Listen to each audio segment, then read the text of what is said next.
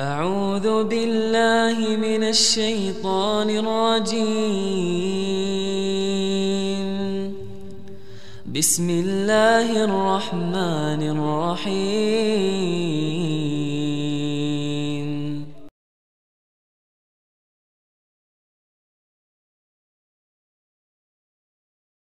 Warahmatullahi wabarakatuh. Innal hamdalillah nahmaduhu wa nasta'inuhu wa nastaghfiruh wa na'udzu billahi min shururi anfusina wa min sayyiati a'malina. May yahdihillahu fala mudilla lahu wa may yudlil fala hadiya lahu. Ashhadu an la ilaha illallah wahdahu la syarika lah wa ashhadu anna Muhammadan abduhu wa rasuluhu la nabiyya ba'd. Qala Allahu ta'ala fi kitabihil karim, ya ayyuhalladzina amanu taqullaha haqqa tuqatih fala tamutunna illa wa antum muslimun. Alhamdulillah, segala puja dan puji syukur kita panjatkan hanya kepada Allah Subhanahu wa taala Rabbul alamin, serta salawat dan salam selalu kepada baginda Nabi kita Muhammadin sallallahu alaihi wa ala alihi wa sahbihi wasallam. Alhamdulillah, para hadirin jemaah yang dimuliakan dan dirahmati Allah Subhanahu wa taala. Hari ini kita dipertemukan oleh Allah Subhanahu wa taala. Hari ini sudah masuk di pertengahan Sya'ban. Rasulullah sallallahu alaihi wasallam mengatakan, yanzilu rabbuna fi nisfu Sya'ban. Allah akan turun pada malam nisfu Sya'ban. Dan Allah akan wayattali 'alan nas, dan Allah akan memperhatikan manusia, dan Allah akan mengampuni hamba-hambanya di malam nisfu Sya'ban, kecuali dua kelompok, yaitu al-musyrik dan juga al-musyahin. Ya, kita masih masuk dalam pembahasan Kitabul Kabair. Allahumma inni as'aluka ilman nafi'an wa rizqan thayyiban wa amalan mutaqabbala. Ya Allah, kami memohon kepadamu ilmu yang bermanfaat. Ilmu yang bermanfaat itu bukan hanya ilmu yang bisa menghasilkan uang. Karena orang sekarang menganggap ilmu yang bermanfaat adalah ilmu yang bisa buat kerja. Itu bermanfaat. Kita enggak mengatakan itu enggak bermanfaat. Ilmu yang bisa dibawa buat kerja itu bermanfaat. Tapi ada ilmu yang lebih bermanfaat lagi, yaitu ilmu yang bisa menyelamatkan kita dunia dan akhirat. Ilmu yang menyelamatkan dunia, menyelamatkan perut, menyelamatkan jasad, itu manfaat. Tapi manfaatnya terbatas. Tapi kalau ilmu agama, manfaatnya dunia dan akhirat kita. Apalagi ilmu yang dijadikan amal. Belajar ilmu agama itu ibadah. Belajar ilmu agama itu ruh. Dijelaskan oleh para ulama ketika Allah Subhanahu wa taala berfirman dalam Quran, "Kadzalika auhayna ilaika ruham min amrina." Ya Muhammad, seperti itulah kami wahyukan kepada kamu ruh dari kami. Ruh di sini yang dimaksud adalah Quran. Pertanyaannya, mengapa Quran itu dikatakan ruh? Dijelaskan oleh para ulama, Quran dikatakan ruh, atau dia dikatakan sebagai penguat jiwa. Karena manusia di dalam tubuhnya ada dua faktor, jasad dan ruh. Faktor jasad kita ini terbuat dari tanah. Allah mengatakan kita terbuat dari tanah. Karena kita terbuat dari tanah, maka jasad ini pun membutuhkan sesuatu yang keluar dari tanah. Makanan kita, sayur-sayuran, beras, padi, itu kita butuhkan untuk jasad kita. Itu pun keluar dari tanah. Faktor yang kedua dalam tubuh kita adalah ruh. Ruh itu dari Allah. Ruh itu bukan terbuat dari tanah, tapi dia ditiupkan oleh Allah Subhanahu wa taala. Maka makanan ruh itu pun sesuatu yang harus datang dari Allah. Itulah yang dikatakan ilmu Al-Quran. Al-Quran dari Allah itu akan memperkuatkan ruh dan jiwa. Sebagaimana makanan, beras, tumbuh-tumbuhan memperkuatkan fisik. Jika ada orang yang tidak mengisi ruhnya dengan nasihat dari Allah, maka akan lemah. Apa kelemahan ruh itu? Kelemahan ruh itu sulit beribadah, sulit melakukan kebaikan, sulit menahan diri dari dosa. Itu kelemahan ruh. Sebagaimana fisik yang lemah tidak mampu melakukan pekerjaan yang harusnya dia kerjakan. Itu fisik yang lemah. Banyak orang fisiknya kuat, tapi ruhnya lemah. Bahkan kalau kita melihat kepada fisiknya, Allah menggambarkan tu'jibuka ajsamuhum. Kalau kau melihat kepada fisik mereka, kau kagum. Fisik mereka bisa dikatakan sempurna, gagah, hebat. Tapi hati mereka, iman mereka, Allah katakan fi qulubihim marad. Hati mereka sakit. Kenapa sakit? Sakit itu tidak bisa melakukan segala sesuatu dengan sempurna. Itu sakit. Gigi ketika sakit nggak bisa makan. Hati ketika sakit sudah tidak bisa maksimal untuk mengerjakan pekerjaan hati. Jantung ketika sakit sudah tidak bisa maksimal mengerjakan pekerjaan jantung. Ketika Allah katakan fi qulubihim marad, dalam hati mereka sakit, bukan hati berupa jasad, tapi hati berupa ruh yang sakit, yang tidak bisa bertekad dan melakukan amal soleh. Dari ini kita pahami, orang banyak nggak sadar kalau ruhnya sakit. Buktinya, dia berat melakukan kebaikan. Dia berat untuk melawan dirinya untuk tidak melakukan yang haram. Tapi dia nggak sadar. Dan dia nggak tahu berobat kemana. Kalau giginya sakit, jantungnya sakit, levernya sakit, dia tahu pergi ke dokter. Tapi ketika hatinya yang sakit nggak suka dengan iman, merasa nggak nyaman dengan ketakwaan, bahkan bisa jadi sebagian mereka ketika sakit hatinya sudah kronis, benci kepada mereka yang melakukan kebaikan. Fi qulubihim marad, kata Allah. Mereka ini di dalam hatinya ada penyakit. Obatnya di mana? Obatnya ada pada ilmu. Obatnya ada pada Quran. Dari inilah Allah mengatakan, kadzalika auhayna ilaika ruham min amrina. Seperti itulah kami wahyukan kepadamu ruh dari kami. Quran dikatakan ruh, penguat jiwa. Jiwa siapa? Orang beriman. Allah Subhanahu wa taala mengatakan tentang orang beriman, wa idza tuliyat alaihi ayatuhu zadathum iman. Orang-orang beriman itu kalau dibacakan tentang ayat-ayat Allah, bertambah imannya. Bahkan semakin baik iman seseorang, semakin dia senang mendengarkan kebaikan dari Allah dan Rasul. Sebagaimana Rasulullah sallallahu alaihi wasallam bersabda dalam hadis, la yashba'ul mu'min min khairin yasma'uh hatta muntahahul jannah. Kata Rasulullah sallallahu alaihi wa ala alihi wa sahbihi wasallam, tidak akan pernah puas seorang mukmin dari kebaikan yang dia dengar sampai tempat kembalinya surga. Dia senang sesuatu yang mengingatkan dirinya kepada Allah, mendekatkan dia kepada akhirat, menghidupkan hatinya, menyadarkan dia untuk beramal soleh. Dia terus senang, haus dengan kebaikan karena dia butuh kebaikan-kebaikan sebagai penguat jiwanya. Ini ciri orang beriman.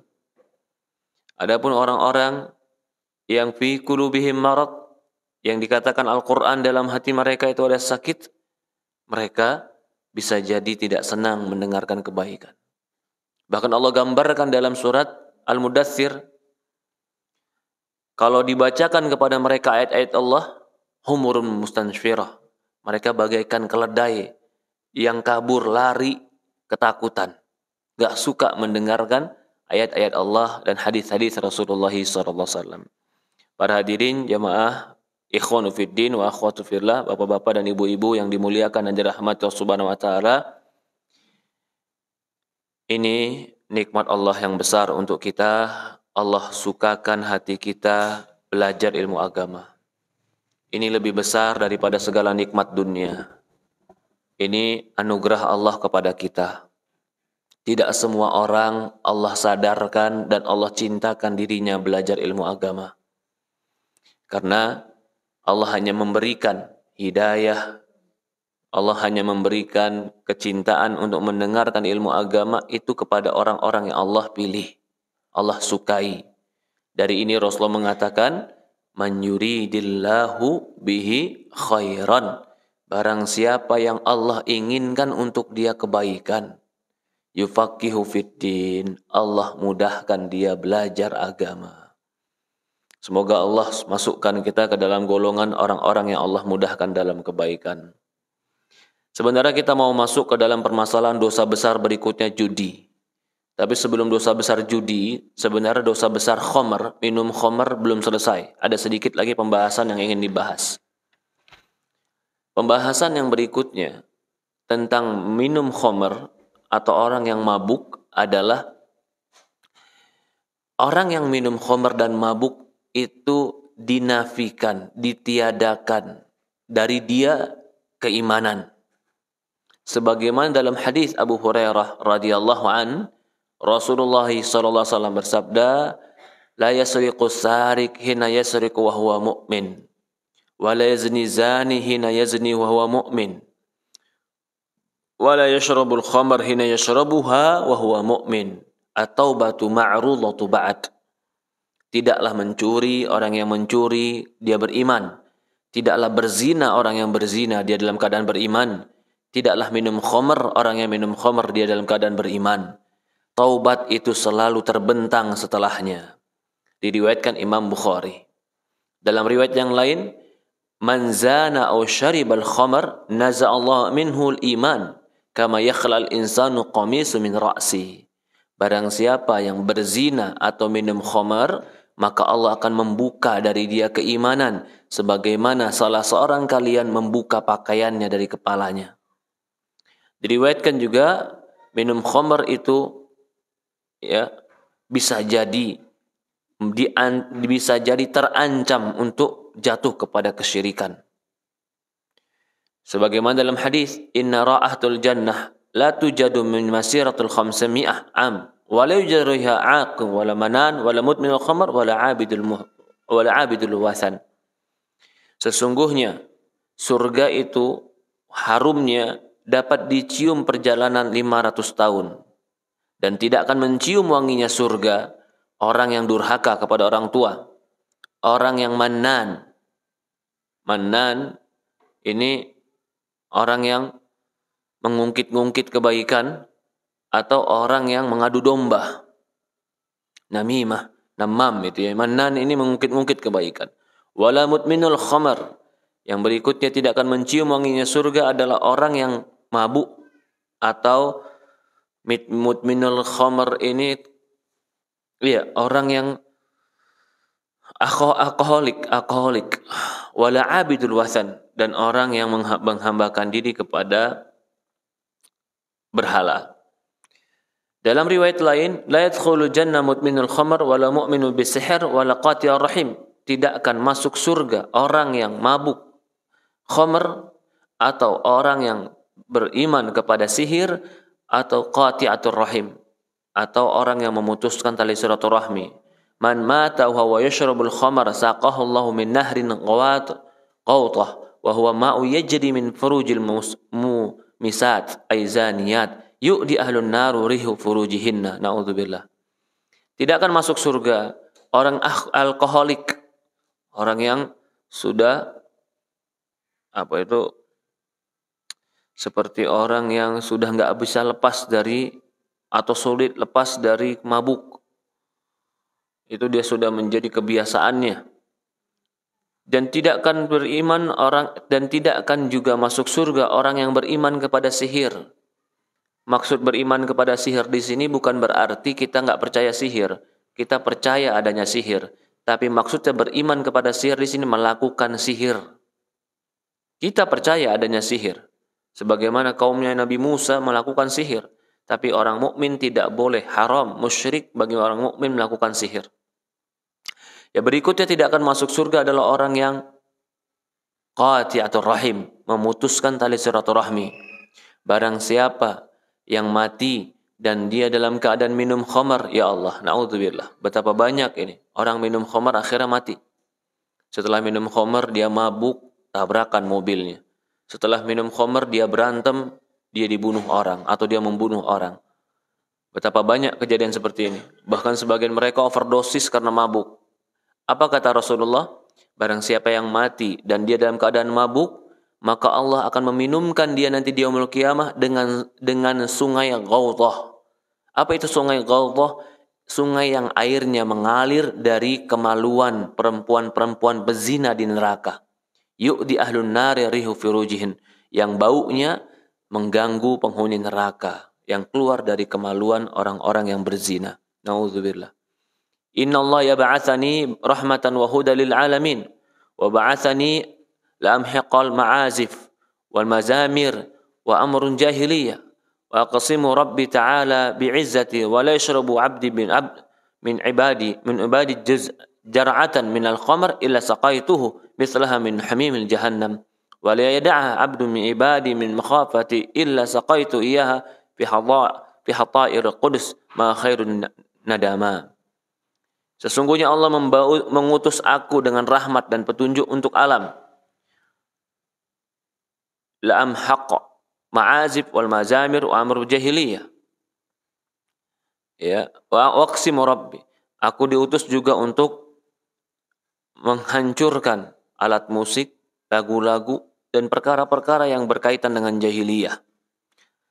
Demi kemuliaanku, kata Allah, tidaklah seorang hamba minum khamar dari hamba-hambaku, maka kecuali dia akan diminumkan nanti di yaumul qiyamah dari api jahanam seperti yang dia minum di dunia.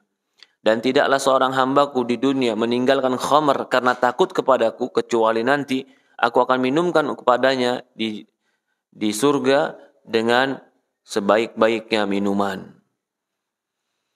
Ini hadis-hadis yang masih berkaitan tentang minum khamar. Tapi dalam hadis ini yang ingin kita tekankan adalah Allah berkata atau Rasulullah berfirman, Rasulullah bersabda, tidak beriman orang yang minum khamr. Apa makna tidak beriman di sini? Karena ada kelompok yang ekstrim dan gulu, dan ini kelompok hururiyah, kelompok khawarij. Kalau orang sekarang bilang kelompok takfiri, orang-orang yang bermudah-mudahan mengkafirkan orang lain membawa hadis ini. Apa yang mereka bilang? Hadis ini berarti pelaku dosa besar, peminum khamar, penzina, pencuri, kafir boleh dibunuh. Nauzubillah. Ini pemahaman yang salah. Maksud Rasulullah SAW, tidaklah peminum khamar ketika minum dia beriman, bukan berarti dia kafir, tapi ketika dia mabuk imannya itu berkurang. Ini yang kita inginkan, bahwasannya iman itu bisa bertambah, bisa berkurang. Dan ketika dia sedang berzina atau minum khamar, imannya berkurang bukan berarti dia kafir. Apa dalilnya? Dalilnya, kalau seandainya peminum khamar itu kafir, maka hukumannya bukan dicambuk 80 kali. Di zaman Umar bin Khattab dicambuk 80 kali. Orang kafir di zaman Rasulullah hukumannya penggal. Di dalam hadis dikatakan,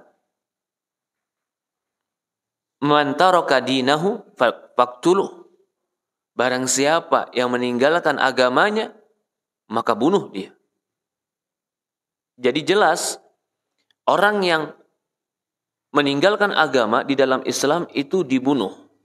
Orang yang minum khamar di dalam Islam itu dicambuk 80 kali.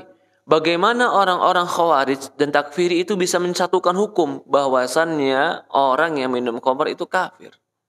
Sementara Allah atau Rasulullah SAW di zaman dia membedakan hukum. Ini pemahaman yang salah dari orang-orang khawarij dan orang-orang yang bermudah-mudahan mengkafirkan orang lain. Bukan berarti kita membela peminum khamr. Peminum khamr itu sangat dekat dengan kekufuran. Bahkan bisa jadi dia kufur karena berbuat sesuatu yang dia tanpa sadari itu kufur karena hilang akal. Kalau orang berbuat sesuatu kufur karena hilang akal, yang hilang akal itu bukan karena perbuatan dia. Contoh, orang berbuat kufur dalam keadaan kesurupan. Orang berbuat kufur dalam keadaan gila. Dia berbuat kufur. Apakah dia jadi kufur? Tidak. Karena akalnya tidak ada. Permasalahannya sekarang, kalau orang mabuk, sama, akalnya nggak ada. Ketika orang mabuk, dia berbuat sesuatu yang kufur. Apakah dia menjadi kufur atau tidak? Sebagian ulama mengatakan tetap kufur. Kenapa? Apa bedanya sama orang gila? Berbeda. Orang gila itu hilang akal tanpa ada perbuatan campur tangan dia. Orang yang minum khamar itu hilang akal karena usaha dia sendiri.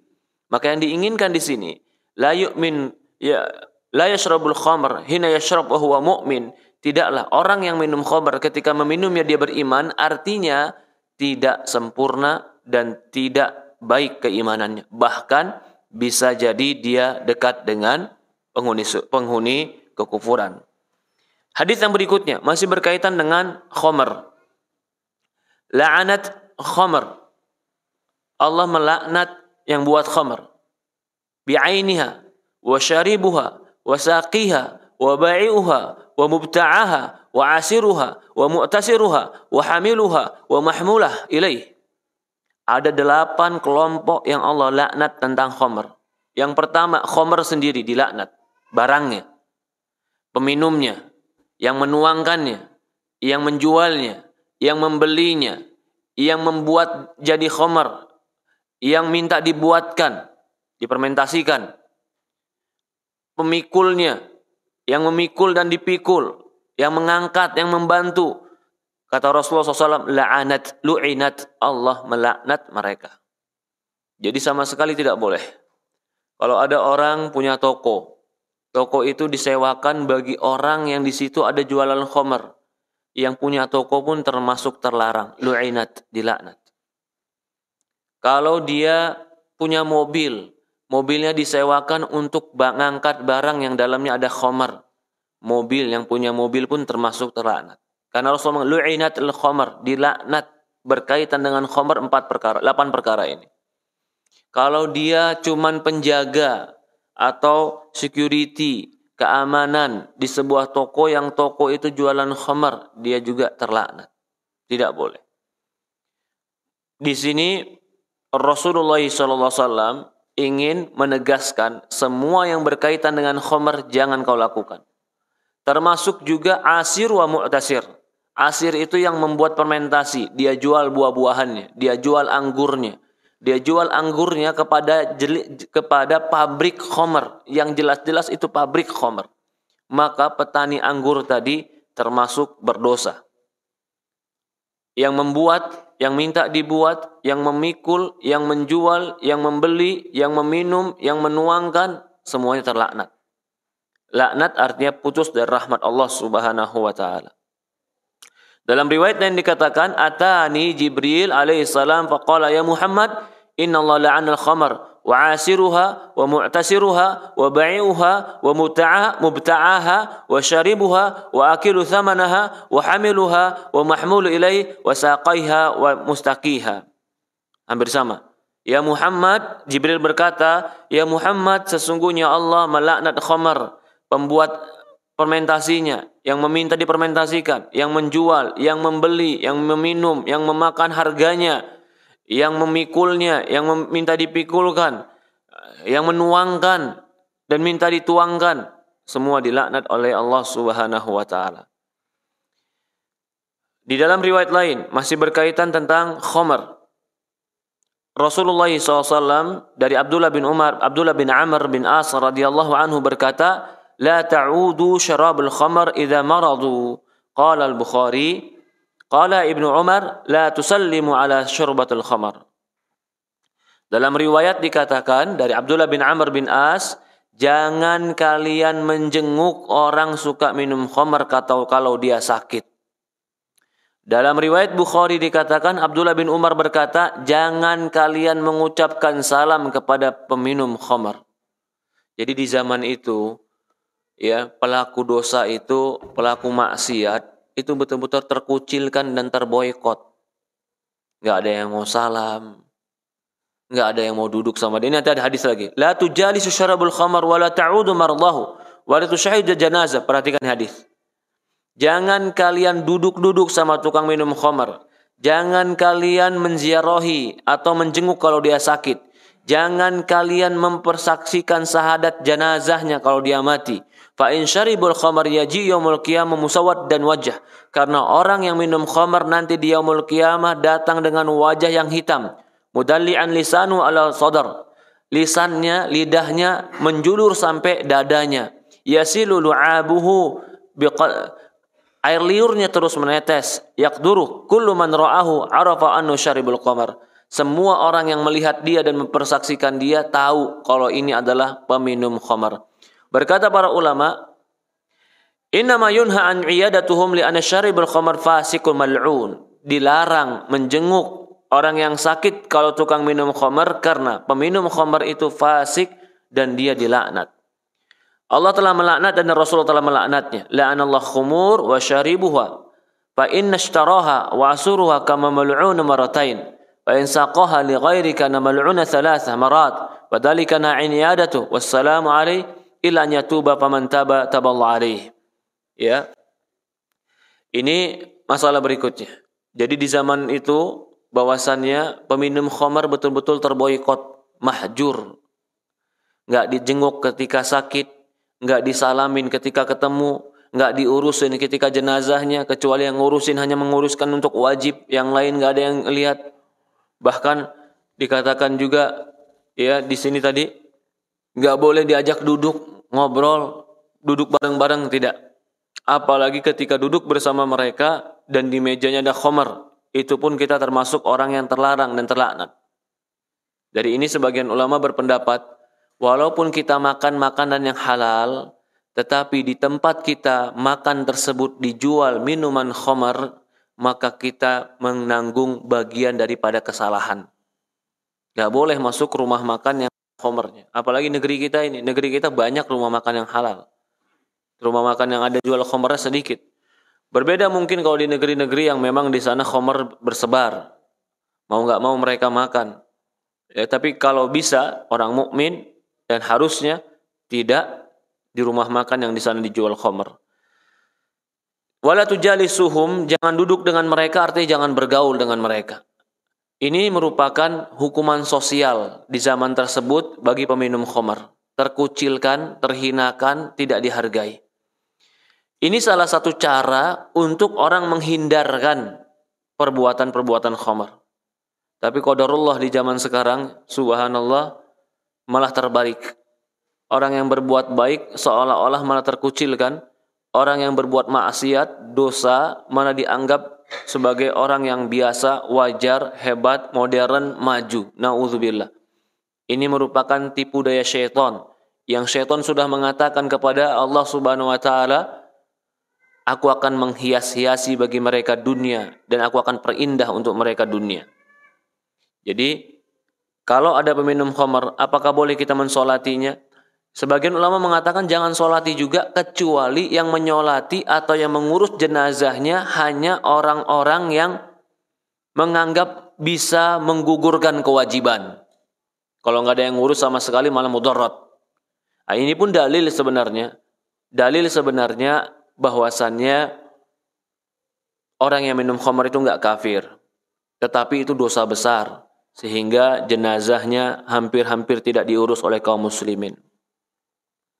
Permasalahan berikutnya, bolehkah khamar atau benda-benda lain yang memabukkan dijadikan obat? Ini menjadi ikhtilaf ya. Di dalam riwayat dikatakan la yahillu tadawi biha, tidak halal menjadikan khamar sebagai obat. Di dalam hadis Ummu Salamah radhiyallahu anha berkata, anaknya atau mengeluh kepada dia anak dia. Ya, fadakhala alaihi Rasulullah wa huwa yaghli. Faqal, "Mada ya Ummu Salamah?" Maka Rasulullah masuk kepada Ummu Salamah karena bertanya, kan ada apa ya Ummu Salamah? Karena anak Ummu Salamah ini anak tiri Rasulullah. "Ma hada ya Ummu Salamah?" Fadakartu law anni udawi bihi ibnatai Faqala Rasulullah SAW, Inna Allah Ta'ala yaj'al syifa ummati fima hurima alaihim. Lalu Rasul berkata, ini apa ya Ummu Salamah? Ketika itu ada khamr dalam rumahnya. Maka Ummu Salamah mengatakan, aku jadikan ini sebagai obat untuk kedua anakku. Maka Rasul mengatakan, sesungguhnya Allah tidak menjadikan penyembuh bagi umatku apa-apa yang haram. Hadis ini diriwayatkan oleh Imam Haythami dalam majmu'nya atau mujma'nya. Ya, hadis ini sebagian ulama mengatakan rijaluhu sahih. Rijalnya rijal yang sahih, yaitu hadisnya hadis yang benar. Dalam hadis ini tegas dikatakan, innallaha ta'ala lam yaj'al shifa ummati fima hurima alaihim. Allah tidak menjadikan sembuh, pengobat atau obat bagi umatku apa-apa yang diharamkan. Dari sini para ulama beranggapan bahwasannya jika berobat dengan yang haram itu nggak bakalan sembuh. Kalau dia bilang, enggak Ustaz, saya sembuh kok berobat dengan itu, akan keluar penyakit yang baru yang bisa jadi lebih parah daripada penyakit yang disembuhkan tadi. Maka itu sebagian ulama mengatakan nggak ada. Kalau berobat dengan yang haram, jelas nggak ada. Walaupun dikatakan penyakitnya sembuh dengan obat itu, tapi Rasulullah mengatakan Allah tidak akan menjadikan penyembuh bagi umatku dari yang haram. Artinya, kalau dia sembuh, hanya sembuh apa yang dilihat manusia.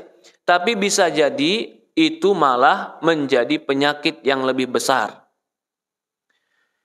Di dalam hadis yang lain, mutafarriqah riwayat an khamar min dzalika ma dzukiru Abu Nuaim fi jahiliyah Abu Musa radhiyallahu qala ata Nabi sallallahu alaihi wasallam bi nabidh bi jarrah lahu nashish faqala idribu biha ha'id fa inna hadha syarab man la yu'minu billahi wal yawmil akhir. Ya. Dalam sebuah hadis yang lain juga disebutkan bahwasannya dari Abi Musa radhiyallahu an berkata, didatangkan kepada Nabi SAW Nabi bin Nabi, ini fermentasi dari anggur. Lalu Rasul mengatakan, idribu bihadha ha'id, buang ini, fa inna hadha syarab man la yu'minu billahi wal yawmil akhir. Karena orang yang minum ini adalah orang yang tidak beriman kepada Allah dan hari akhir. Juga dalam hadis yang lain,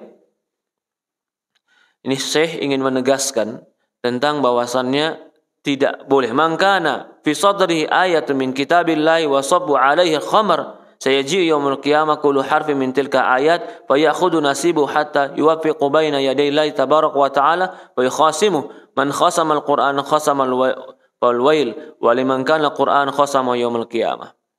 Ya. Intinya dia bawakan dalil-dalil yang lain yang menegaskan khamr itu mutlak tidak boleh diminum. Ya, ini memang ikhtilaf ulama. Contoh sekarang heroin, ya, apa itu? Yang biasa disuntikkan, morfin, ya kan? Morfin itu haram karena dia menghilangkan akal. Tetapi sekarang, apakah ada orang yang dioperasi tanpa harus dibius morfin? Nggak ada. Hampir nggak ada. Semua orang yang operasi kemungkinan besar pasti akan dibius dengan itu. Apakah pembiusan ini menjadi haram mutlak juga? Ataukah boleh mutlak juga? Jawabannya adalah dia hukum asalnya tetap haram. Kenapa kita pakai kalau itu haram, Ustadz? Kita gunakan hanya untuk menyelamatkan nyawa. Jadi, coba saya mau analogikan kepada yang lebih ringan. Ada makanan depan kita, babi. Kalau kita nggak makan, kita mati. Boleh nggak makan babi? Begitu juga ada pengobatan morfin. Kalau nggak pakai morfin, kita mati. Siapa yang mampu dibelek perutnya tanpa ada dibius? Nggak ada yang mampu. Maka dari itu juga para ulama mengatakan, ini maaf, untuk membelek, membius, atau mengoperasi itu perkara yang sangat-sangat urgen. Dan itu sudah tidak ada jalan keluar. Bukan bergampang-gampangan. Orang sekarang terkadang bergampang-gampangan. Mau lahir anak tanggal berapa? Tanggal 17 Agustus, Ustaz. Udah tinggal pergi ke dokter 17 Agustus dibius. Seolah-olah tinggal milih tanggal. Pahami menggunakan morfin atau menggunakan sesuatu yang dimasukkan ke dalam tubuh kita itu boleh dengan catatan darurat.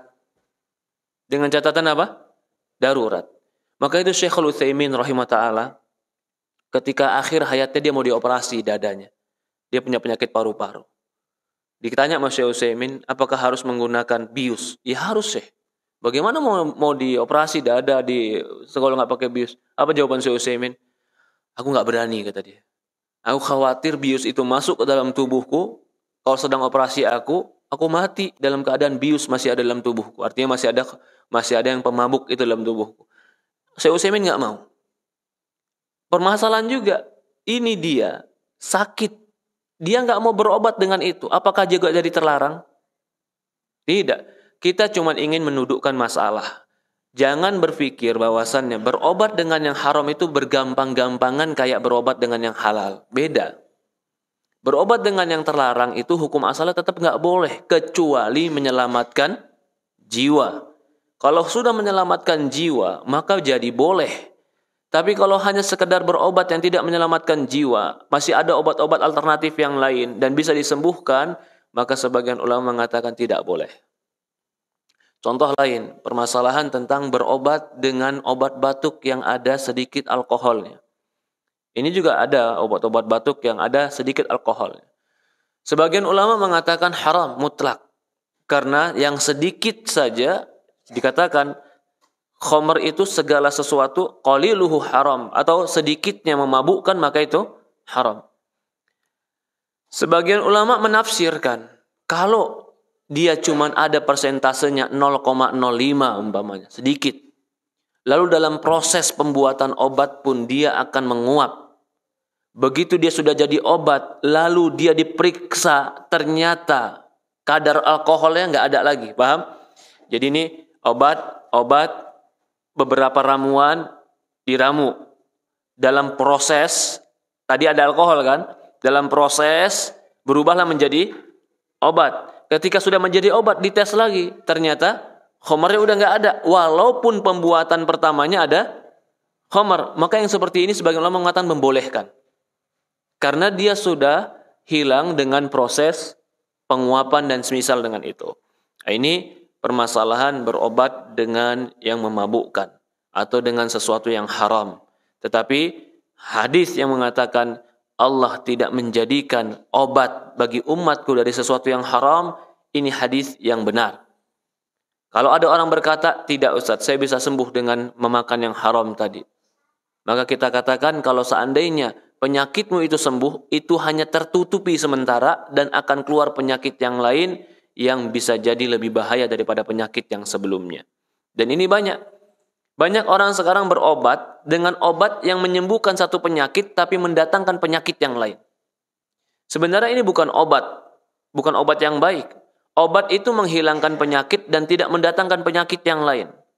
Kalau dia menyembuhkan satu penyakit tapi mendatangkan penyakit yang lain, itu bisa jadi mudarat, merusak. Ya, Allahu a'lam.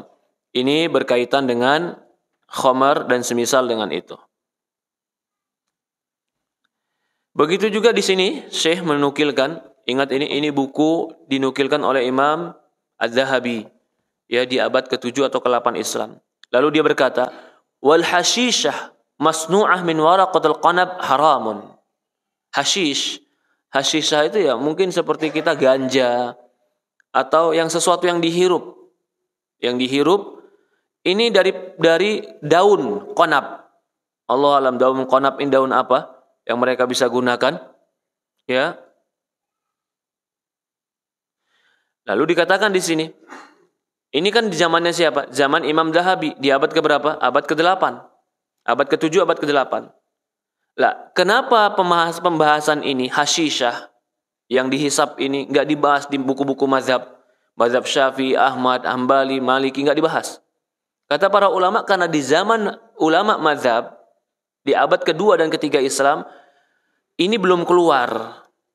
Baru ada di abad-abad ke-6 dan abad ke-7. Maka yang membahas pun ulama abad ke-7. Jadi kalau ada orang sekarang berusaha melegalkan ganja, itu pada hakikatnya mereka telah melegalkan sesuatu yang merusak. Karena itu merusak akal, merusak paru, merusak kehidupan. Dan di sini dikatakan jelas haramun kal khamr yahuddu syaribuh. Itu seperti minuman keras dan orang yang meminumnya atau menggunakannya tetap ditegakkan had, yaitu dicambuk 80 kali. Ya, karena dia merusak akal. Seperti ya dia sawaghara wal minal fasad wal khamr akhbath min jihati annahu tufdi ila mukhasamah wal muqatalah. Walaupun khamr itu lebih jelek dampaknya. Jadi kalau yang dihirup tadi di zaman mereka itu cuman hanya mengantarkan kepada rusak akal, agak bodoh, orang jadi lambat. Tapi dia tidak seperti khamr. Kalau khamr lebih lagi menghilangkan akal, lupa diri, lupa apa yang dia ucapkan, enggak tahu apa yang dia kerjakan. Tapi hukumnya tetap sama, kata Syekh. Wa qad tawaqqaf ba'dul ulama mustaakhirin fi haddiha. Walaupun sebagian ulama mutaakhirin tidak berani mengambil sikap dalam hadnya, menegakkan had, itu menegakkan hukumnya. Allah alam. Kita masuk ke dalam pembahasan dosa yang berikutnya, itu qimar, judi. Judi itu adalah sesuatu yang untung dan ruginya nggak jelas, nggak pasti, dan nggak bisa diperhitungkan. Itu judi. Jangan dikatakan berdagang itu judi. Karena berdagang itu bukan sesuatu yang nggak pasti. Berdagang itu adalah sesuatu perhitungan yang bisa dihitung dan kepastiannya ada. Kalau judi, jelas-jelas itu hanya mengundi nasib. Nggak bisa sama sekali dia berbuat apa-apa kecuali dia letakkan. Contoh, orang punya uang 50 juta. Dengan 50 juta ini dia ingin uang ini bertambah. Apa yang dia usahakan? Dengan uang 50 juta ini dia berpikir nyewa toko. Dia berpikir beli barang. Dia berpikir memarketingkan barangnya. Tapi dia belum tahu nih 50 juta ini akan bertambah atau berkurang. Tetapi dia sudah kalkulasikan, sudah hitung dengan perdagangan tadi. Lalu dia letakkan 50 juta tadi menjadi modal. Qaddarullahu masya wa fa'al. Allah takdirkan ternyata dia bangkrut. Ini bukan judi. Karena bukan untung rugi yang tidak dipahami. Ini namanya berdagang. Kalau judi itu jelas. Dia meletakkan sesuatu yang dia nggak bisa perhitungkan. Dan dia nggak tahu untung ruginya kecuali itu kembali kepada keadaan. Nah, ini tidak boleh. Dan ini haram. Dan sekarang banyak faktor-faktor judi yang orang nggak sadar. Contoh diantaranya, ya, nanti kita akan contohkan. Kita bawa dulu dalil-dalil haramnya judi dulu. Ya ayyuhalladzina amanu innamal khamru wal maisiru wal ansabu wal azlamu rizqun min amali syaitan fastanibu la'allakum tuflihun. Innama yuridu syaitan an yuqi'a bainakumul adawatu wal baghdha fil khamri wal maisir yasuddukum an dzikrillah wa anis salati fa hal antum muntahun. Surat Al-Maidah ayat 90 sampai 91. Surat Al-Maidah 90 sampai 91 Allah mengatakan, wahai orang-orang yang beriman, sesungguhnya khamr, maisir, mengundi nasib, wal ansab, wal azlam, judi, rijsun, itu najis. Dari perbuatan syaitan, jauhi dia, agar kalian beruntung. Di sini dipahami, orang kalau sudah main judi, pasti tidak akan pernah beruntung. Pasti, saya katakan. Nggak bakalan beruntung. Karena Allah mengatakan tinggalkan itu agar kalian beruntung. Pemahamannya berarti kalau kau tidak tinggalkan itu, kau tidak akan pernah beruntung. Apalagi berjudi dengan orang-orang yang memiliki bandar judi. Nggak mungkin bandar pernah mau kalah. Nggak bakalan pernah. Apalagi orang berjudi dengan internet, dengan komputer. Apakah mungkin orang yang buat aplikasi itu dia betul-betul objektif antara pemain dan dia? Nggak mungkin, bangkrut dia kalau dia mau. Pasti dia bikin aplikasi yang dia itu sudah dikonsepkan menang. Lalu dia sudah mempelajari juga bagaimana psikologis orang supaya penasaran. Jadi dia masukkan dalam aplikasi tadi, konsep dia pasti menang, dan dia masukkan juga bagaimana mempelajari kejiwaan seorang supaya menjadi terus penasaran. Maka orang yang paling bodoh saya lihat sekarang adalah orang yang mau berjudi dengan komputer. pasti kalah sudah. Apakah dia beruntung? Pasti dia akan rugi. Kerjaannya hancur, terlilit hutang, pulang ke rumah sama istri berantem karena nggak bawa duit. Habis itu udah terlilit hutang kemana-mana, hidupnya rugi. Islam itu melarang sesuatu yang pasti mudorotnya.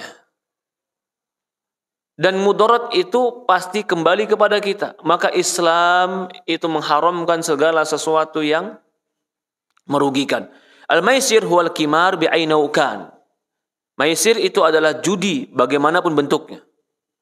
Baik itu dengan kartu, baik itu dengan catur, baik itu dengan au ka'ab, au juzur, au bait, dengan batu, apa aja bentuknya, dengan gelang. Ya. Au aklu akmalun nas bil batil alladhina anhullah, atau segala bentuk memakan harta manusia dengan batil yang Allah larang. Contoh, Pak, permainan yang masukkan koin lalu ngambil hadiah. Itu judi. Kenapa? Karena uangmu pasti keluar, tapi belum tentu barang kau dapatkan. Belum tentu barang kau dapatkan berarti untung ruginya nggak jelas. Itu judi namanya. Kalau seandainya kau dapat barang yang murah, kau rugi.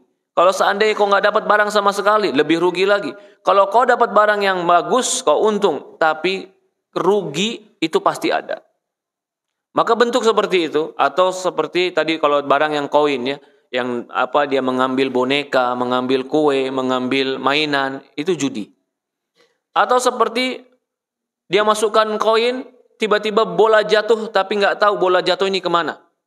Kalau dia bola jatuh ke angka tertentu, tiba-tiba angka itu mengeluarkan 1000 atau mengeluarkan 100 kertas. Kalau dia jatuh ke tempat yang lain mengeluarkan 50 kertas. 50 kupon. Nanti kupon ini kalau sudah berangka 120 dia tukar dengan mainan. Ini pun judi. Kenapa? Karena di situ dia nggak tahu ini bola mau jatuh kemana. Dan dia mengeluarkan uang dengan sesuatu yang tidak tahu untuk apa uang itu. Untung dan ruginya nggak pasti. Itu namanya judi. Ini perbuatan judi yang haram. Ya. Juga di antaranya perbuatan judi yang mungkin terjadi adalah sebagian ulama mengatakan di dalam asuransi ada judi. Kenapa dalam asuransi ada judi? Karena kau nggak tahu untung atau rugi. Kalau kau tabrakan, kau untung. Kalau kau nggak pernah tabrakan, kau rugi. Apakah ada orang yang sehat mau nabrakin dirinya sendiri, Pak? Biar dia dapat untung? Nggak ada. Kenapa? Karena kau bayar tiap bulan dan kau tidak tahu akan berapa kembali kepadamu uangmu. Kalau kau tabrakannya parah, kau bisa untung. Karena kau bayar sedikit, dapatnya lebih banyak. Kalau kau nggak pernah tabrakan, kau hanya mengeluarkan duit dan menunggu kapan datang celaka, maka kau rugi. Ini salah satu alasan para ulama yang mengatakan asuransi itu haram. Karena di dalamnya untung rugi yang nggak jelas. Lah kalau ada juga seperti itu penanam modal. Trending uang. Dia nggak tahu nih. Kapan naik, kapan turun, apa sebab naik, sebab turun, nggak tahu. Dia tinggal nunggu aja. Kapan naik, kapan turun, dia nggak tahu apa yang dijual, dia cuman hanya menunggu itu. Bisa jadi dia hanya menanam uang dengan sesuatu yang dia nggak tahu untung ruginya siapa yang ngatur. Dan bagaimana untung ruginya. Ini pun bisa jadi kepada judi. Kepada judi. Dan ini banyak sekarang. Orang nanam tapi nggak tahu tujuannya apa yang dia tanam, bagaimana naik turunnya, dia nggak tahu. Ini bisa termasuk perkara yang dilarang. Ya, wala ta'kulu amwalakum bainakum bil batil. Jangan kalian memakan harta kalian dengan batil. Inna rijalan yatakhassamuna fil mali llahi bighairi haqq falahum nar yaumul qiyamah. Orang yang saling berdebat makan harta Allah tanpa hak, dia akan maka mereka mendapatkan neraka nanti di yaumul qiyamah. Qala sahibik, dalam riwayat Bukhari Rasulullah bersabda, man qala li sahibi, barang siapa yang berkata kepada kawannya, uqamir falyatasaddaq. Mari kita berjudi, taruh uangmu.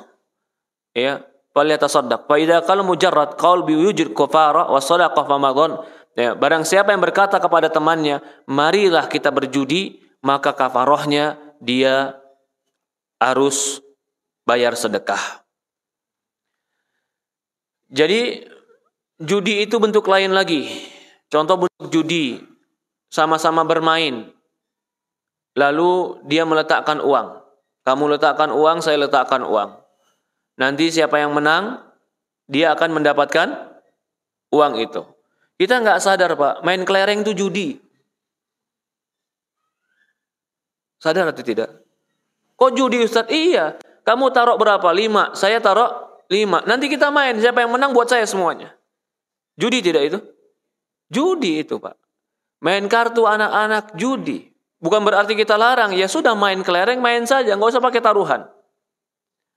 Atau main-main kartu, anak-anak main, tapi jangan pakai taruhan. Kalau sudah pakai taruhan itu judi, nggak boleh. Karena dia saling berlomba mendapatkan yang banyak tadi, dan nggak tahu siapa yang mendapatkan yang banyak atau sedikit. Yang hanya dibolehkan, si pemain dan pemain meletakkan lalu mengambil hadiah, itu cuman pada memanah. Sebagian mengatakan berkuda.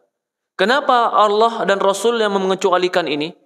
Karena dalam berkuda dan memanah ada faedahnya untuk peperangan. Jadi orang akan terus berlatih, semangat, semakin ahli, semakin jago. Itu digunakan nanti untuk peperangan. Maka dikiaskan juga sekarang dengan tembakan. Kalau dia nembak, kena, itu bisa. Tapi selain daripada itu, permainan-permainan yang lain, itu termasuk judi yang tidak dibolehkan. Apalagi sampai binatang yang diadu, siapa yang menang akan mendapatkan uang, itu pun judi, sama. Itu haram. Di yaumul qiyamah dia akan dibalas dengan binatang-binatang yang diadu di dunia. Ya. Kemudian di sini dikatakan ikhtilaf ulama tentang narad wa satranj. Ikhtilaf ulama kalau main kartu tapi enggak tanpa judi dan main catur tanpa judi. Main gaplek tanpa judi, cuman main. Ini ikhtilaf ulama. Ittafaqu ala tahrimul la'ab bin nard lima sahha an Rasulullah SAW man la'iban bin nard syirk faka'annama sabagha yadahu fi lahamil khinzir wa damah. Tapi sepakat kalau bermain kartu itu terlarang karena Rasulullah mengatakan barang siapa yang bermain kartu maka dia telah memasukkan tangannya, seolah-olah dia telah memasukkan tangannya ke dalam daging babi atau darah. Dia nggak makan babi, nggak makan darah, tapi seolah-olah sudah memasukkan tangannya ke sana. Man la'iba dinar faqad asallahu wa rasul. Barang siapa yang bermain kartu, maka dia telah bermaksiat kepada Allah dan Rasul. Adapun syatranj, yaitu catur, sebagian ulama atau kebanyakan ulama mengatakan terlarang. Baik itu dengan taruhan atau tidak. Kalau dia dengan taruhan jelas, itu adalah khimar, itu adalah judi, kimar.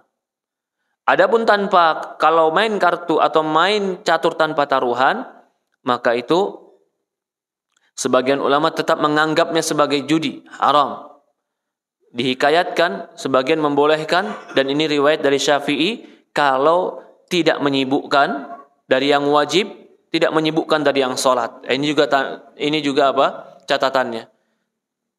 Ada yang membolehkan selama tidak judi, tidak menyibukkan, tidak juga meninggalkan yang sholat. Ada orang main catur, Pak, dari jam 4 sore sampai jam 9 malam.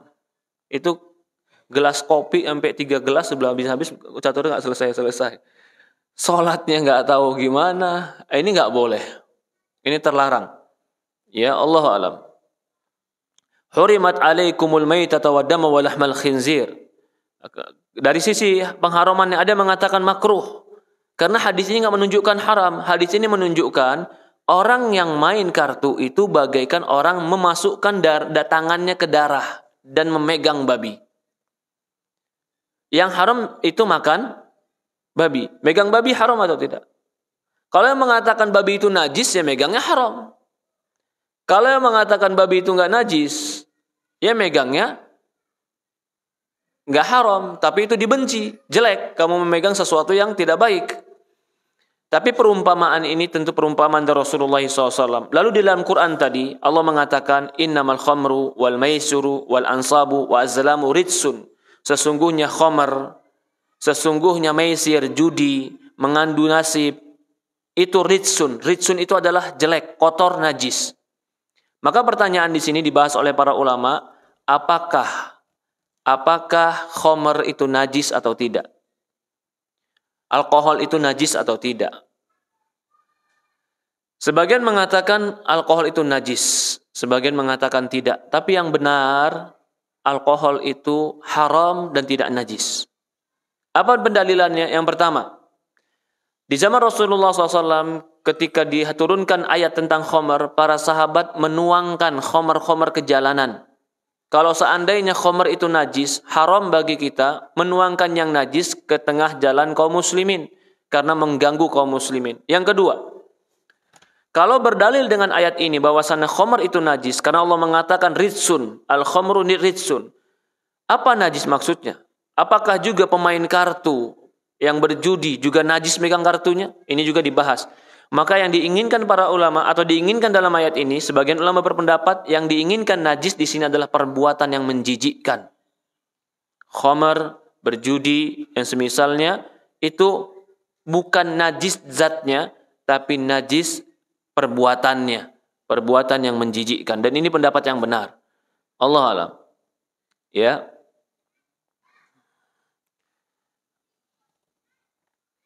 Allah alam.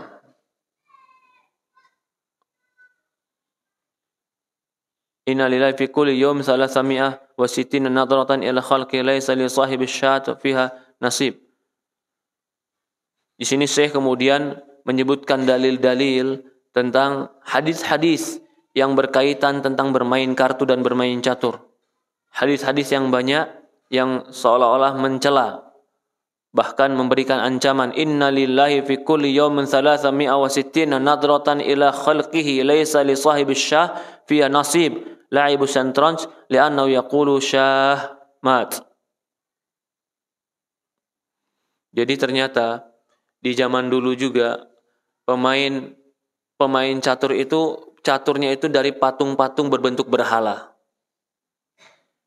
Ya sekarang pun ternyata catur juga berbentuk patung-patung berbentuk berhala. Jadi kalau mereka dulu kalau sudah rajanya mati ada istilahnya. Raja itu sebagai berhala yang tertingginya. Maka itu dilaknat. Atau innallaha likulli yawm, Allah ya laisa sahibus syafi'an nasib. Tidak akan mendapatkan kebaikan dari Allah bagi mereka yang melakukan itu. Nah, sekarang permasalahan lagi. Kalau ternyata dia main bukan catur, hampir seperti catur tapi bukan berhala di situ. Hanya sekedar mungkin bundaran atau yang lain, tapi dia bermain. Ya. Maka Allah alam, kalau terhindar dari judi, terhindar dari kelalaian, terhindar dari berhala, terhindar dari perbuatan-perbuatan yang seperti itu, maka tidak terlarang mutlak. Dari ini bisa dikiaskan itu sebagai permainan. Makanya kalau para ulama ditanya bagaimana permainan game, al-ab, game-game yang ada. Ya, seperti umpamanya game yang memain balok-balok, menyusun balok-balok, apakah itu pun terlarang? Jawabannya tidak. Kalau tidak menghabiskan waktu sampai meninggalkan yang haram atau meninggalkan yang wajib atau melalaikan sesuatu yang Allah Subhanahu wa taala perintahkan. Berkata Mujahid, ma min maitin yamutu illa mithllahu julasa'uhu alladhina kanu yujalisunhum fakhtadur. Rajulun mimma kana yal'abu syatran faqala lahu ya Allah ya Rabb. Diceritakan oleh Mujahid. Ini Imam Mujahid bin Jabr. Dia mati dalam keadaan sujud di depan Ka'bah. Ini Mujahid bin Sabr. Ya, Mujahid ini dia ulama hadis, ulama zuhud, ulama dalam jihad. Sampai dikisahkan ketika itu ada jihad di zaman dia selalu mengajak murid-muridnya untuk berjihad.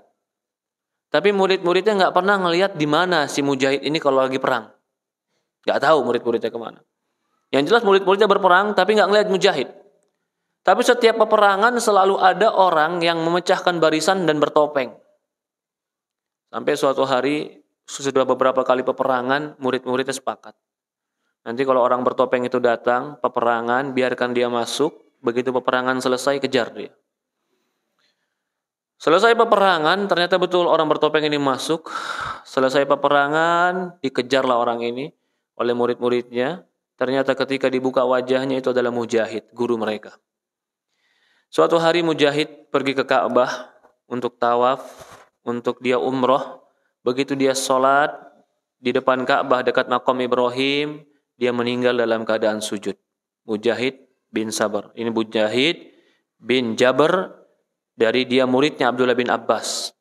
Dia banyak mengambil tafsir-tafsir Abdullah bin Abbas. Jadi termasuk salah satu tafsir yang kuat kalau menafsirkan Quran adalah tafsirnya dari Mujahid. Apa cerita Mujahid di sini? Kata Mujahid, tidaklah seorang itu mati kecuali dia mati seperti apa yang biasa dia lakukan di dunia ketika duduk-duduk. Suatu hari ada orang yang datang kepada kematian dan dia termasuk pemain catur yang handal. Maka ketika dia ingin meninggal, dikatakan kepada pemain catur ini, la ilaha illallah. La ilaha illallah. Ucapkan la ilaha illallah. Apa kata dia? Sahak, sahak, sahak. Sahak itu sekak, sekak, sekak. Thumma mat, kemudian dia mati. Faghalaba ala lisani ma kana yata'adu haitsu yamat. Maka lisannya akan mengucapkan sesuatu yang biasa dia ucapkan ketika di dunia. Ya Allah. Ya. Maka jangan heran juga kalau ada orang meninggal mengucapkan sesuatu yang biasa dia kerjakan. Allah musta'an. Ada juga kata di sini disebutkan juga dalam sebuah riwayat, wa hakadha ja'a fi insan akhar kana yujalisu syarabul khamar. Ada orang yang suka duduk sama peminum khamar. Kerjaannya menuangkan minuman. Kalau sekarang mungkin kita bartender ya, mengerjakan minuman, bartender. Ketika dia ingin mati, datang kepada dia orang yang mengingatkan, ucapkan la ilaha illallah, kata dia bilang isyrab isqini, minum kutuangkan ya subhanallah. Akhirnya dia mati dan mengatakan seperti itu. Ya mutu kullu insan ala ma 'asha alaihi wa yab'atsu ala ma ta'alaihi. Nasallallahu salamah. Rasulullah mengatakan manusia akan mati sesuai dengan kehidupannya, dia akan dibangkitkan sesuai kematiannya. Kalau mati dalam keadaan mabuk, dibangkitkan dalam keadaan mabuk. Kalau mati dalam keadaan talbiyah, dibangkitkan dalam keadaan talbiyah. Maka manusia akan mati sesuai dengan kebiasaannya. Kalau kebiasaannya sholat, kebiasaannya hadir kajian, ya kemungkinan dia mati dalam keadaan-keadaan seperti itu. Mau pergi sholat, atau pulang sholat, atau mungkin lagi sholat, atau mungkin lagi wudhu, kamar mandi, jatuh. Tapi kalau orang yang nggak pernah sholat, datang ke masjid nggak pernah, lalu ke masjidnya lebaran cuman setahun sekali, lalu dia bilang, mudah-mudahan saya mati di masjid, Ustaz. Lah kamu setahun sekali ke masjid, bagaimana kamu bilang mau mati di masjid?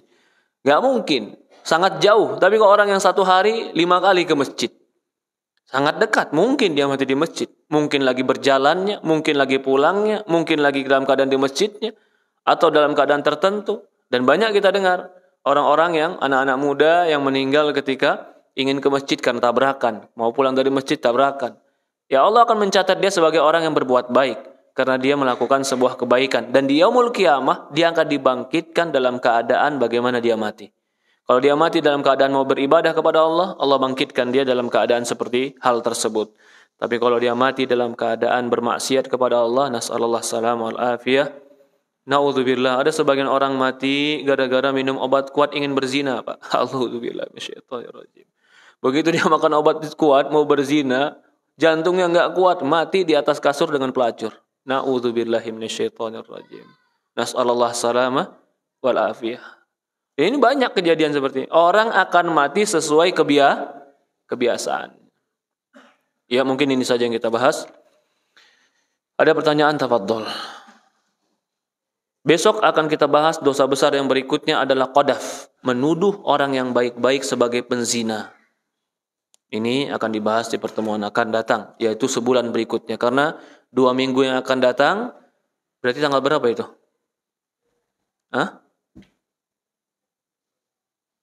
Coba kita lihat tanggal. Silakan Pak. Tanggal berapa?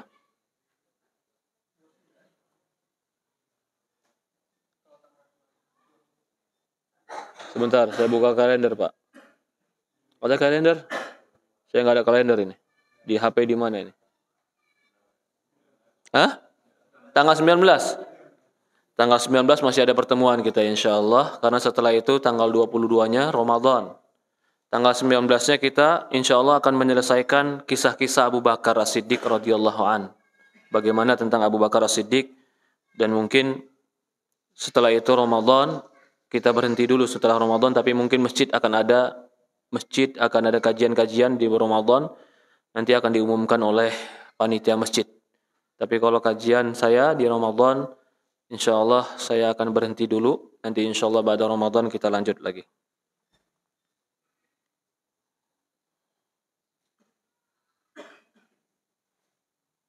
Assalamualaikum. Kalau perlombaan yang uang yang daftar ya. Uang pendaftaran tapi hadiahnya bukan uang. Itu sama. Karena uang pendaftaran dikumpulkan, nanti dibagi, ini dibelikan hadiah, ini diberikan operasional, ini diberikan alat, sama saja. Itu namanya judi, tidak diperbolehkan. Ya. Kalau memang harus berhadiah, maka hadiahnya adalah dari luar uang pendaftaran. Itu diperbolehkan. Ya, dari uang pendaftaran. Maka dibuka umpamanya, kalau seperti ini, saya dengan orang mengadu, contohnya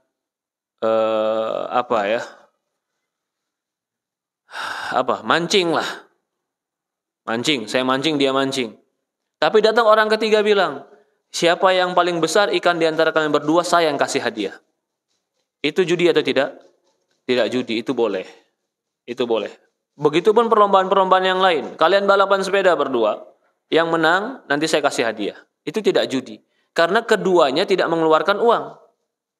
Itu hadiah. Tapi kalau keduanya mengeluarkan uang yang dia keluarkan ini belum tentu dia untung dan belum tentu dia rugi, itulah yang dikatakan judi. Itu yang tidak boleh. Ya. Ada juga menganggap, tapi ini anggapan ya, arisan itu judi. Kok judi, Ustaz? Ya kamu nggak tahu kamu kapan dapatnya.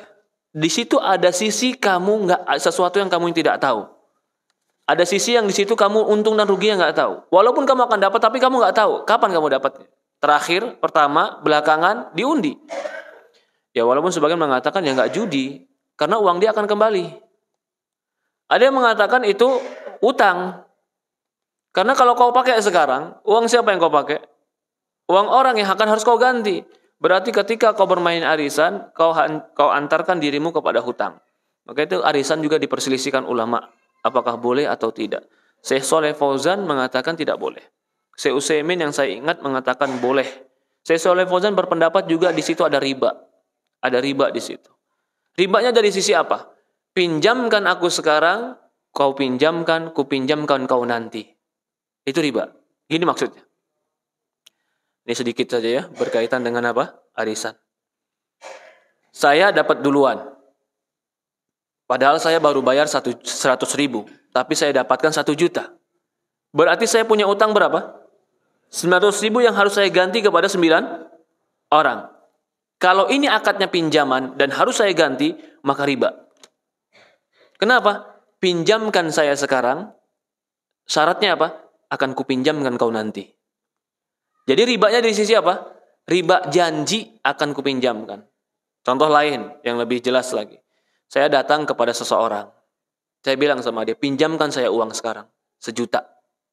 Apa faedahnya buat kamu? Kamu nanti akan saya pinjamkan uang juga. Kalau kamu butuh. Janji? Iya janji, pasti. Saya pinjamkan dia 1 juta. Selesai, saya kembalikan. Suatu hari dia datang ke saya wajib meminjamkan dia.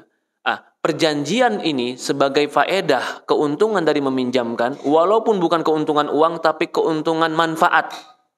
Maka ini pun dikatakan riba. Jadi sebagian dari para ulama mengatakan itu termasuk riba. Allah. Ya. Oke. Jadi kalau tadi sama-sama pakai uang pendaftaran, riba. Rasulullah memberikan undian kepada istri-istrinya, apakah itu riba? Apakah itu judi? Perhatikan, undian yang dilakukan Rasulullah adalah undian yang semua punya hak sama, tapi cuma satu yang boleh keluar. Itu namanya undian. Undian seperti ini boleh. Rasulullah SAW mengundi, dia mau sapar, nggak mungkin semuanya dibawa, diundi mana yang disaparkan. Karena nama-nama yang terundi tadi tidak mengeluarkan sesuatu uang apapun. Berbeda kalau nama-nama kamu masuk nama undian, ayo masukin nama kamu, tapi setiap memasukkan nama ada pendaftaran. Nanti kita kocok yang keluar, contoh ginilah. Ayo, saya buka pendaftaran. Berapa pendaftarannya? Pendaftarannya adalah 10.000. 10.000, nanti hadiahnya saya akan kasih HP yang seharga 1 juta atau terlalu besar, atau saya akan hadiahkan baju yang berharga 100.000. Pendaftaran berapa? 10.000. Tapi yang mendaftar semua ini nggak tahu dia akan dapat apa enggak. Tapi dia untung. Bisa jadi aku untung dengan 10.000 dapat baju 100.000, 10 kali lipat kan? Dia juga berpikir kalau nggak dapat ya nggak apa-apa. Lalu si panitia tadi mengumpulkanlah 20 orang. Berarti panitia dapat berapa? 200.000. Bajunya harga berapa? 100.000. Dikocok. Yang keluar cuma dapat 1. Yang untung siapa? Panitia. Yang untung panitia. Yang lain pasti rugi. Kalau ada yang untung 1 lagi, untungnya lebih kecil dari panitia. Itu judi. Contoh lain. Itu judi, itu nggak boleh. Ya, kalau kamu beli banyak, kamu dapat kupon. Dan kupon ini diletakkan, nanti dikocok. Akhirnya dia sengaja beli banyak, supaya tambah banyak kupon, semakin banyak kupon, supaya tambah banyak kesempatan. Kan seperti itu. Apa hukumnya dia membeli tadi? Para ulama mengatakan, kalau dia membeli dengan tujuan kupon, bukan beli barangnya, tujuannya kupon, maka dia telah membeli yang judi.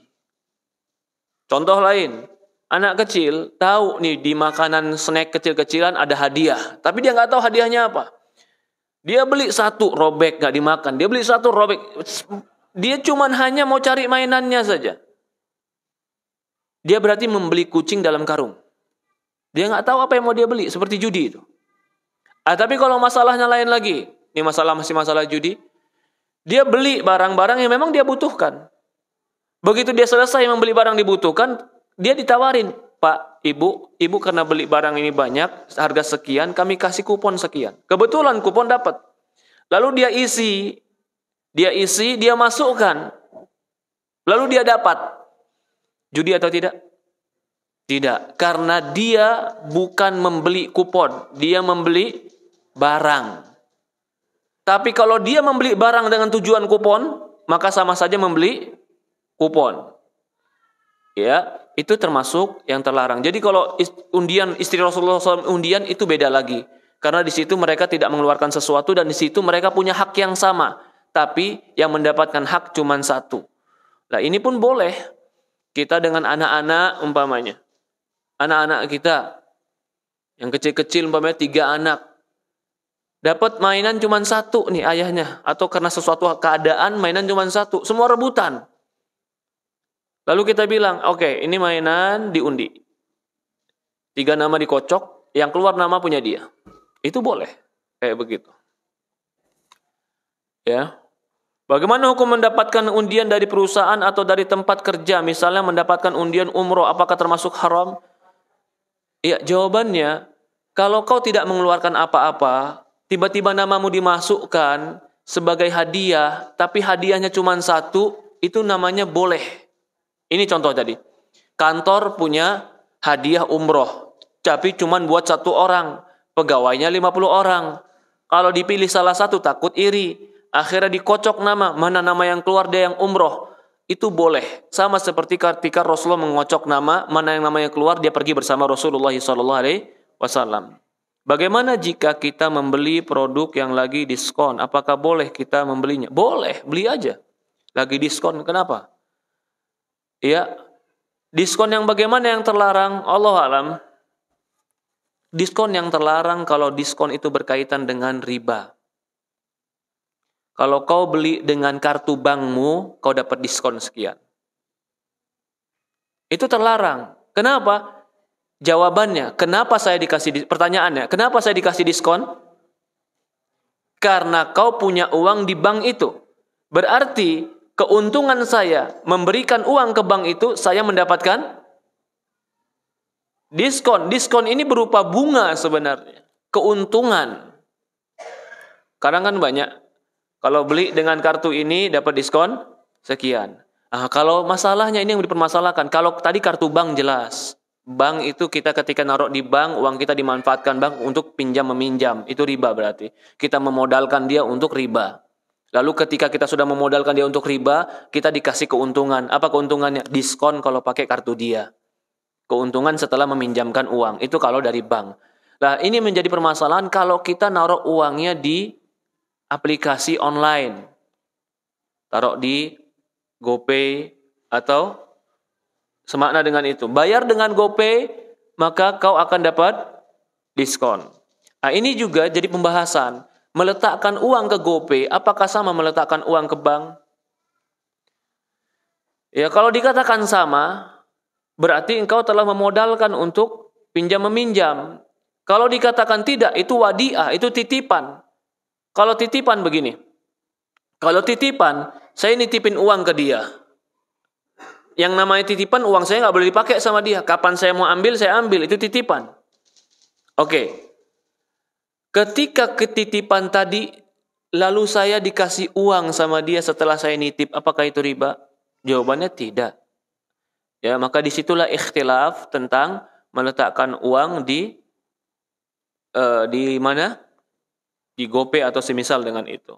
Tapi kalau seperti saya nggak tahu ini, seperti Dana atau yang lainnya, apakah di situ pinjam meminjam? Kalau saya rasa nggak mungkin kita cuma nitip uang aja lalu uang kita dibiarkan begitu sama dia. Pasti uang kita dimanfaatkan, diputarkan buat yang lain. Lalu ketika ada uang yang dimanfaatkan dan diputarkan yang lain, keuntungannya kita dikasih harga yang lebih miring daripada orang yang tidak menyimpan itu. Jadi kalau pertanyaannya apakah boleh mengambil diskon? Jawabannya boleh. Tetapi kalau kita dikasih diskon gara-gara kita menyimpan uang di bank, itu yang tidak boleh.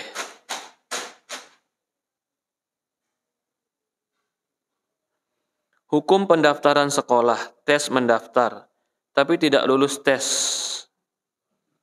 Uang pendaftarannya hangus. Masya Allah. Hah?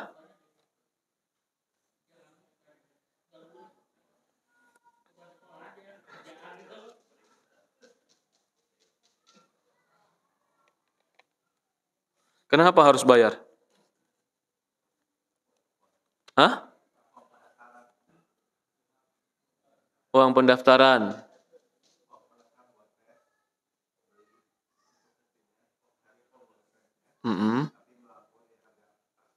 Melampaui harga formulirnya.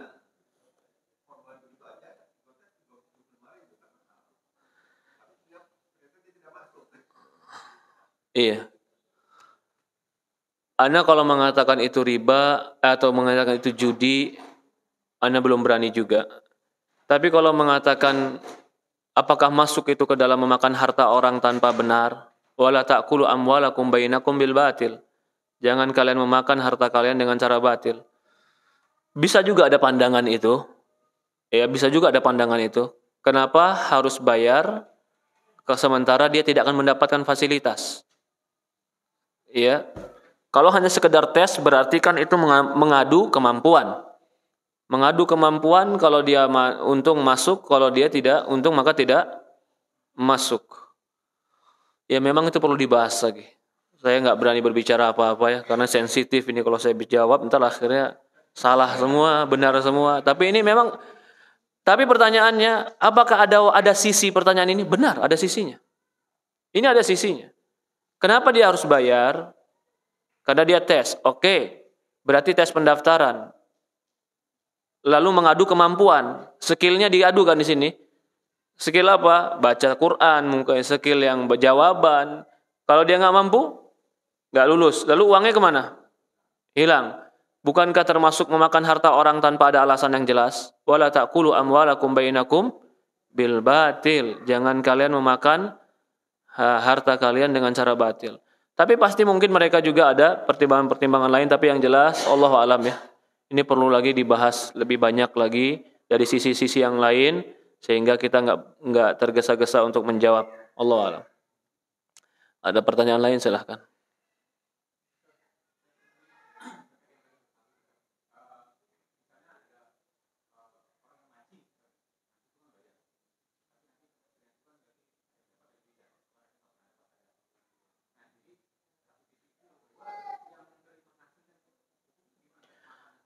Oke, dia pergi ke pemancingan. Dia pergi ke pemancingan. Ketika dia pergi ke pemancingan, beli ikan kah atau dia refreshing main-main sambil mancing? Oke, Pak, saya paham maksud Bapak. Saya mau analogikan sekarang. Kita pergi kepada anak-anak kita mainan, oke? Yang mainan itu pancing-pancingan, yang ikan makan, ya kan? Dapat di ember dimasukin, taruh lagi. Dia bayar untuk mancing sekarang. Untuk ikannya atau untuk permainannya? Permainannya. Bapak sekarang masuk ke pemancingan untuk mainnya atau untuk ikannya? Hah? Loh, kita nggak tahu. Ada orang hobi mancing, walaupun nggak dapat ikan dia nggak masalah. Dapat ikan dia taruh lagi. Dapat ikan dia taruh lagi. Yang penting dia duduk mancing gitu. Lah itu kan ada orang hobi kayak begitu, Pak. Kalau dia karena mancing karena permainan, saya rasa dia bayar wajar. Karena bukan karena ikan. Tapi kalau dia masuk karena ikan, saya mau cari ikan, mau beli ikan, ya udah, kamu saya kasih ikan harganya miring. Berapa? Kalau di luar ikan gurame sekilo umpamanya sekian ribu, saya di sekilo cuma 2.000. Tapi apa? Mancing sendiri. Nah, itu haram. Karena sama seperti membeli kucing dalam karung. Karena dia beli ikannya. Nah, kalau begini ceritanya, masuk ke pemancingan bayar. Oke, sebagai karcis masuk. Begitu dia mancing, nanti ikan yang dia dapat dikiloin sesuai harga kiloan. Dia bayar lagi harga ikan. Boleh tidak? Boleh. Boleh seperti itu. Allah alam. Ada lagi yang lain, Pak? Silakan.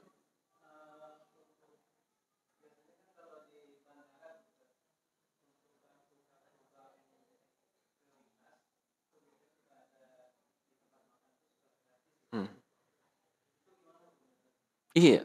Kenapa antum diprioritaskan?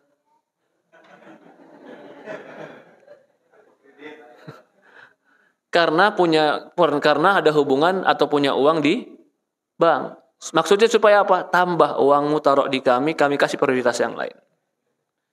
Itu riba. Itu riba ya. Allah alam. Allah alam. Mungkin ada yang lain? Fadhal, kita cukupkan sampai di sini.